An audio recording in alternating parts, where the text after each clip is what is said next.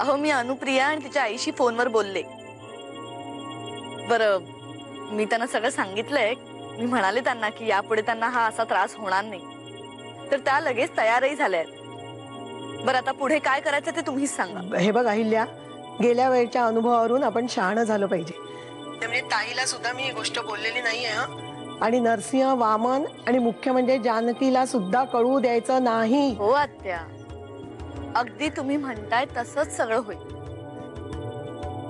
बरं मी फोन ठेवू आता? हा ठेव। ओके।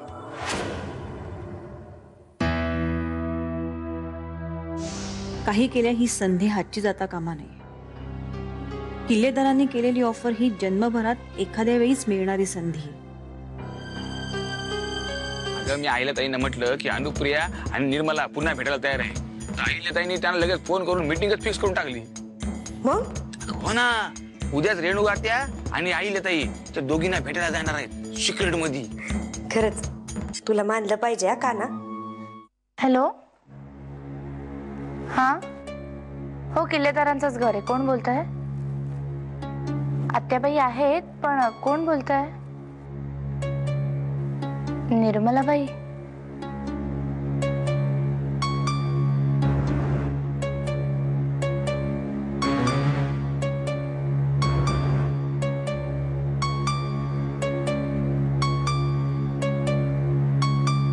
तुझं आणि त्या अनुप्रियाचं काय गुळपीट आहे रे?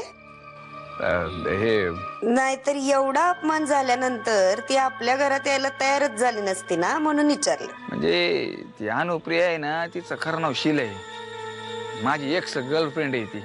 नरसिंह साहेब तिच्याकडे ढुंकूनही बघणार नाहीत। मग तुला रान मोकळच आहे की।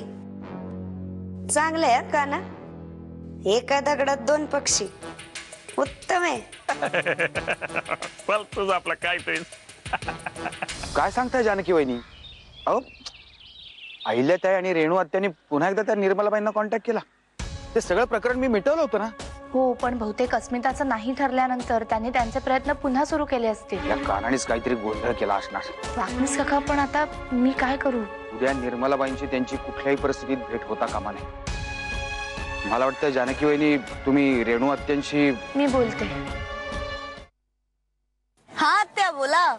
अहिल्या, ती अनुप्रिया तुझ्या मैत्रिणीची मुलगी आहे, तुम्हाला सांगितलंस ना?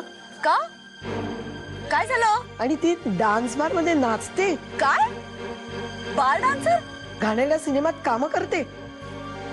तू खोटं बोललीस माझ्याशी? नाही आत्या, खरं सांग, कोण आहे ती मुलगी? निर्मला काही माझी मैत्रीण नाहीये।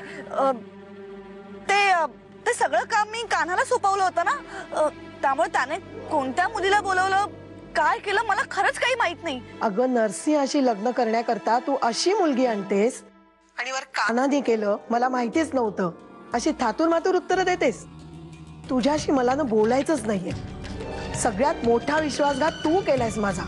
आत्या मला माफ करा, माझं चुकलं। माफी मागण्याची आता गरज नाहीये, पण ताईला जर समजलं असतं तर तिची काय अवस्था झाली असती याची कल्पना आहे का तुला? पुन्हा असा मूर्खपणा करू नकोस। बरं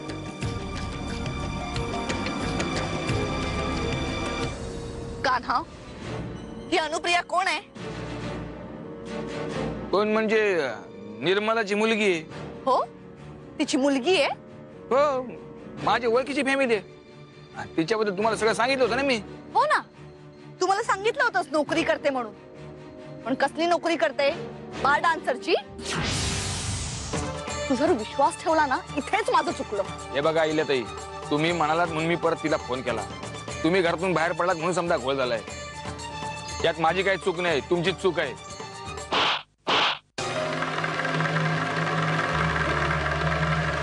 तुला साधी अक्कल नाहीये। स्वतः शेण खातोस ते खातोस, बरं माझ्यावर आरोप करतोस।